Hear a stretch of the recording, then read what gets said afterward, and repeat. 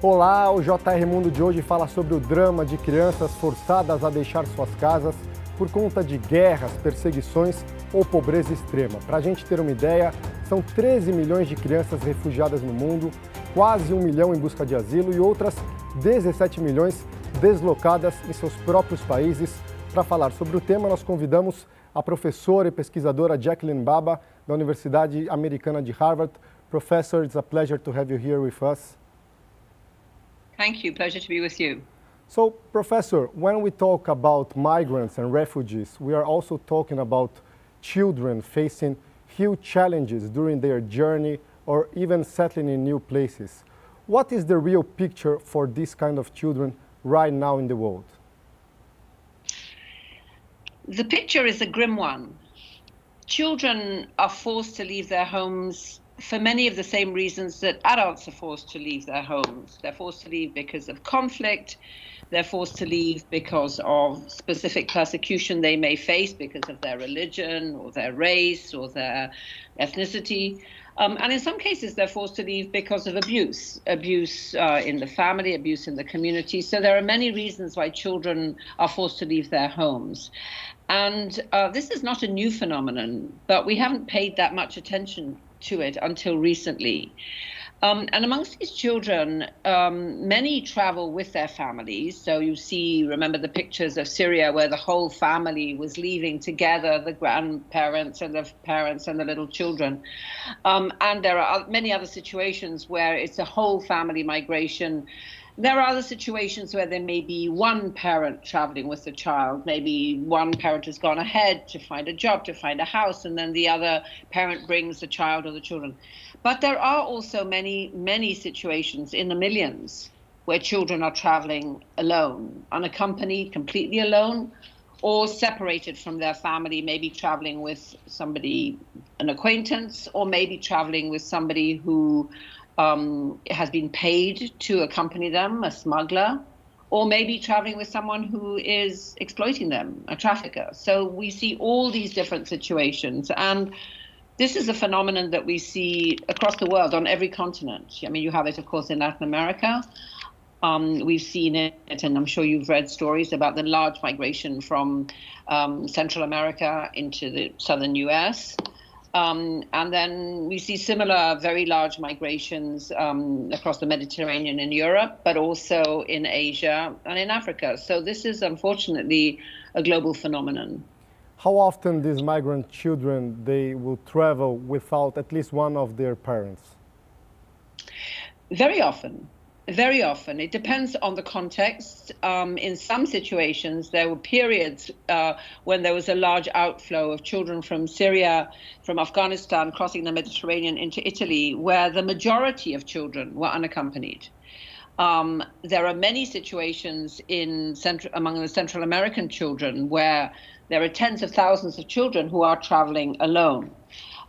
So it depends on the context. Many of the Afghan kids also travel alone. And so there are different reasons. If you take Afghanistan, for example, there's been 30 years of conflict in that country. Many families have been decimated. And in many cases, children, particularly the boys, particularly the oldest boy, is encouraged to leave home, maybe because he's at risk of being recruited by Taliban. Maybe also because there's a widowed mother with children who says, you better go and try and get some money. So there are sometimes mixed reasons. And we see the same thing with Nigerian children, with Eritreans. So in many different contexts, children are leaving and traveling alone. And I would just say one more thing. In some contexts, it's the families saying, we can't afford all of us to go, or we don't feel it's the right decision. Just one child go or a couple of children go. But in other situations, it can also be the child taking the initiative, the child who feels maybe there's a step-parent who's abusing them and they want to leave home. Or maybe they feel responsible for their mother and their younger siblings and they want to go and get a job. or maybe they have dreams of getting an education and they come from a place where there is no education system. So there are many different reasons. It's hard to generalize. In the Latin American situation, you see, migration of Venezuelans, mainly families, but there are also children who are traveling alone, typically teenagers. Similarly, with large exodus from Colombia, during the period of the conflicts. There were large numbers of unaccompanied Colombian children traveling to Ecuador in particular. So it's a complicated phenomenon, and each situation has its own specificities. So when these children are traveling, doesn't matter if they travel by themselves or even with their family, how much vulnerable for human trafficking they are? So they're much more vulnerable when they are unaccompanied. Children who are in families, of course, face hardships and they face risks. And of course, we know terrible stories of drowning. We've all seen those pictures, those famous pictures with children who are traveling with their families. And that's the most dangerous thing, is dying. So being with your family isn't, of course, a complete protection. But it is clear that children, boys and girls who travel unaccompanied, are much more vulnerable to exploitation. And this happens in various different ways. So one way it happens is that people agree to, say, a particular fee, an amount of money, in order to get help with the journey, because these journeys are difficult journeys. Often you're trying to avoid border control, you're trying to avoid dangers, maybe gangs and other things en route. You need to find the route. So very often families will pay somebody who's a professional. And very often people will not have the whole fee. So they say they charge, let's say $1,000. The family might be able to raise $100. And then the balance of the $900 has to be paid later.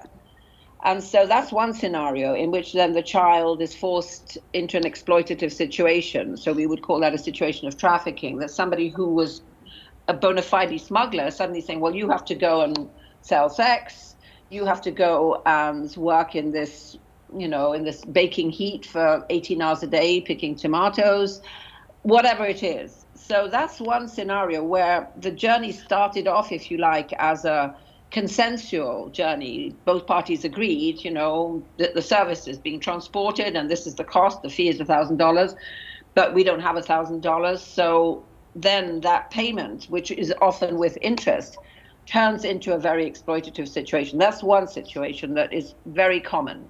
Does it happen even in the Western world, in developed countries? Oh, it happens all the time. All the time. It happens we documented this in Greece. I was talking to colleagues in Germany. This happens all the time. It happens in London. It happens in Paris. So very often it happens in Italy. It's well known in Italy with girls from Nigeria. It's very well known in Paris with kids from China. So sometimes it's within their own community that these exploitative situations happen. And it's very often this kind of bargain that somebody feels they're desperate to leave. They don't have a legal route for leaving because the options, especially for children, are very limited. They can't often, if you're a poor child, it's very hard to get a legal visa, and so the options are very grim, are very limited. And so this is the way it happens, that you agree to go, you give some sort of a payment, and then the rest is money you're going to make up. But you don't really get a good job, even promises of being a waitress or working in a reasonable factory. That's often not the case. In fact, you end up being severely exploited and sometimes brutalized. So this does happen. I would say it happens in most of the European large cities. Very, very common. Happens in the States. It happens often under our very nose. You see this sort of thing. So, and there's a big literature on this, which is, human rights organizations and UNICEF and so on have documented this phenomenon. But it's very pernicious because children have very few alternatives. I think if there were legal and safe options, of course, people would choose those instead. Would you say that governments, they close their eyes for this kind of situation? I would say that. I would say that governments have all sorts of obligations under international law, which they don't implement. for a range of reasons, often political reasons, so there's a very widely accepted body of international law. It's captured in something called the UN Convention on the Rights of the Child, so protecting children's rights. And Brazil has ratified it. Every country in the world, actually, except for the US, has ratified this convention on the rights of the child. And one of the key points of that convention is to say that children have to have their best interests considered. Not that it's the only consideration, but that it's a central consideration, because it's a child. And states have obligations to children. States, in a way, are in loco parentis. They are like a parent for a child. If a child doesn't have their own parents, then the state, whether it's your citizen or not your citizen, the state has a responsibility for a child. And formally, states accept this. They agree that they have these responsibilities. But in practice, as you rightly say, they often turn a blind eye. And so the question is why? Why do they turn a blind eye? And I would say it's a mixture of different reasons. And again, it'll be context specific. So situations in Brazil will be different from situations in US, different from situations in Norway. But I would say there are several common reasons. One is the idea that these children are not our children. They're Pakistani children in Greece. So the Greek authorities think, well, not really our children, not really our responsibility. Why didn't the parents look after them? Why is this our responsibility? The second reason, so there's a kind of indifference, just that kind of, that affective, emotional thing that people might feel for their own children is sometimes lacking. The second reason, I think, is sometimes there's a disagreement about age. Is this really a child? The international definition in the convention I mentioned defines everyone under 18 as a child. That's the international definition of a child. So it goes from 0 to 18. It's obviously a big difference between a 2-year-old and a 17-year-old, but that's the international definition. But very often states will be critical and they'll say, well, you say you're 16, but actually to me you look more like 21. And so sometimes that creates problems until the age, and it's hard to determine age. Some kids who've had very tough lives might look much older than they are. There is no biological way of telling unequivocally how old somebody is. So that's the second reason. And then I think a third reason is that the political will is very ambiguous. People sometimes feel if we are too nice to these children, more and more will come. And we want to deter them. We want to make sure that people are not sending their children. We don't want to create what we might call a perverse incentive. If we treat children too well, families will say, well, actually, rather than the adult going, why don't we send the kids? Because it's easier for them to get in. We don't want that. And that's, of course, what happened in the US under the previous, luckily from my point of view, previous administration of Donald Trump, where they said the family separation was to deter. It was to send a message to Central Americans, to the Hondurans and the Salvadorians and Guatemalans, don't send your children. If you send them, we'll separate and we'll put them all in prison. So, these are some of the reasons why states are complicit. They are willfully refusing to do what they are meant to do, what they agreed to do. And instead, you find thousands of children in detention facilities and thousands of children in very exploitative situations. Professor, even after the journey, how much exposed these children are for xenophobia and racism? This is a very important question. I'm glad you asked it. Very often they are exposed to harsh treatment.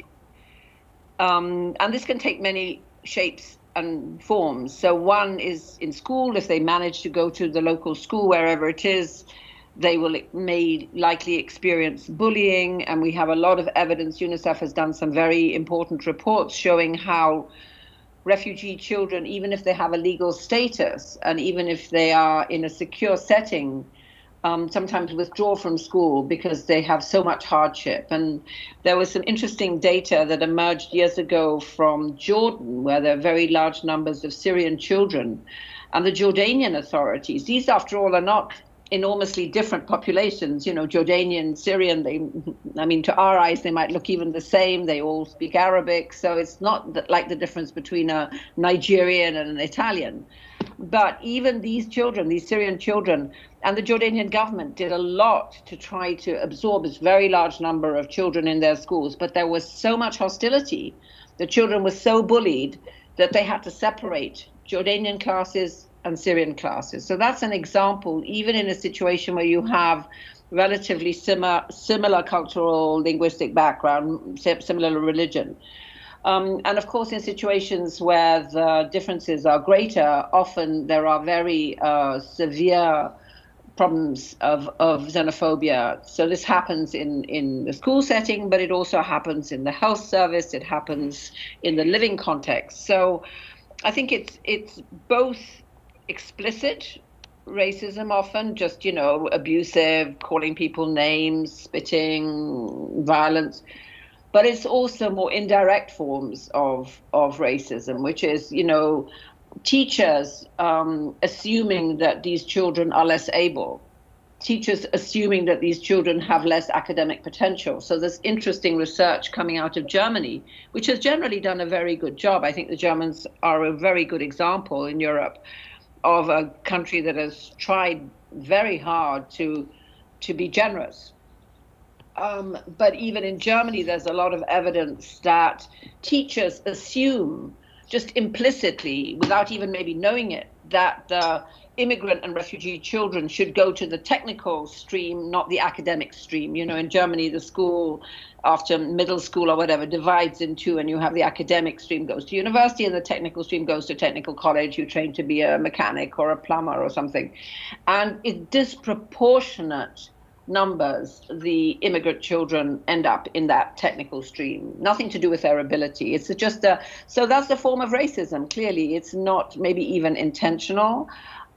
These may be children who by now speak German perfectly. It's a bias that's implicit in the society. So we see that again and again.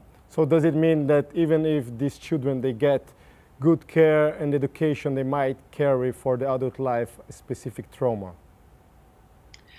I think, yes. I think some may carry trauma from the journey and from the events that happened back home. They might have seen their parents being killed. They might have, you know, seen people drowning. Many of these kids have been through unbelievable hardship. And so that often creates, you know, what my colleagues here call toxic stress. It actually really lowers the threshold for feeling stressed, you know, that you're not able to react. So some of that trauma comes just from nothing to do with the host country, but then other types of difficulty may be as a result of the treatment you're receiving. I do want to say, however, that also many of these children are remarkably resilient. And we all see examples. I've seen it even when I was practicing as a lawyer, you know, representing some of these people in court. I mean, some of these kids are incredible. How quickly they've learned the language, how quickly they've adapted, how positive they are. So for all the problems and the challenges and the undoubted history of trauma and enduring difficulties, there are also wonderful stories of success, of achievement, and also from the host side too, there are wonderful stories, of course, and wonderful examples of welcome. So I don't want to paint too dark a picture. There are both aspects we see. We see the racism, we see the xenophobia. At sometimes that dominates, unfortunately. And politicians, you know, and I think you have this experience in your own country too, you know, politicians can often use issues like immigration very strategically and very instrumentally just to support, you know, their own popularity. But you also see the opposite example where you see especially cities and local communities, not more at a local level than at a national level, doing incredible work to include and to create a real sense of a multicultural society where everybody's benefiting. So I think it is a mixture of both. And I think the positive examples are also, you know, as important as the negative ones.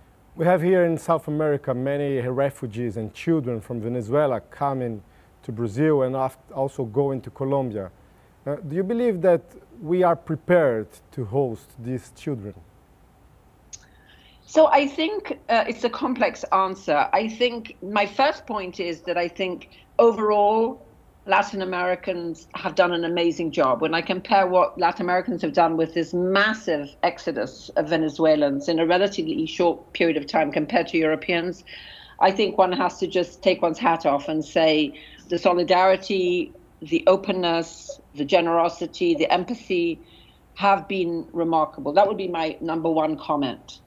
And I think that's true of Brazil, it's true of Ecuador, it's true of Colombia, it's true of Peru. You know, it's across the country, and many of these are very poor countries.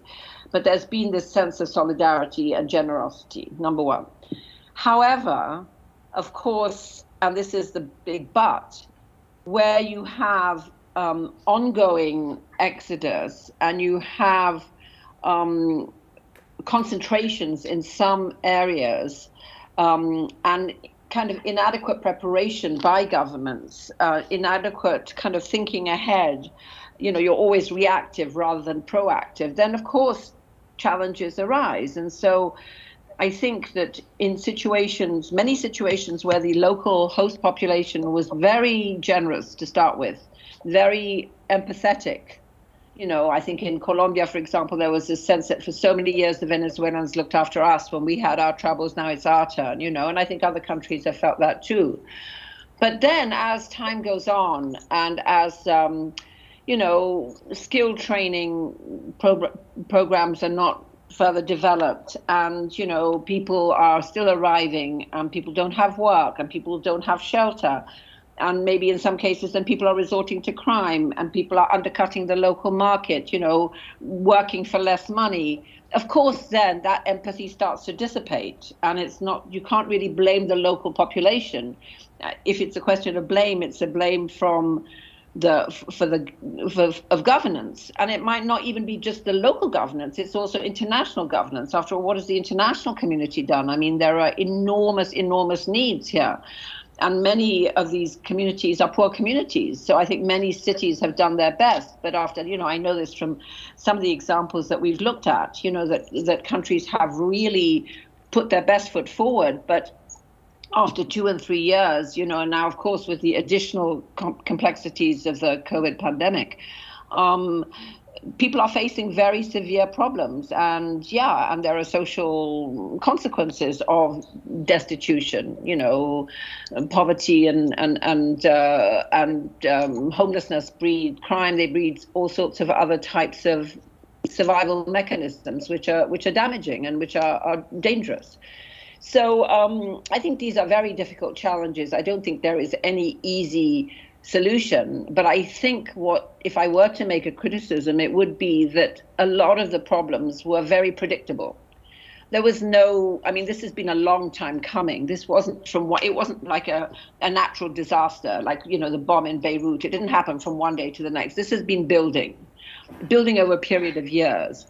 And so, you know, this is not kind of rocket science. I mean, these are things that one would expect complex polities to anticipate and to prepare and to get international support.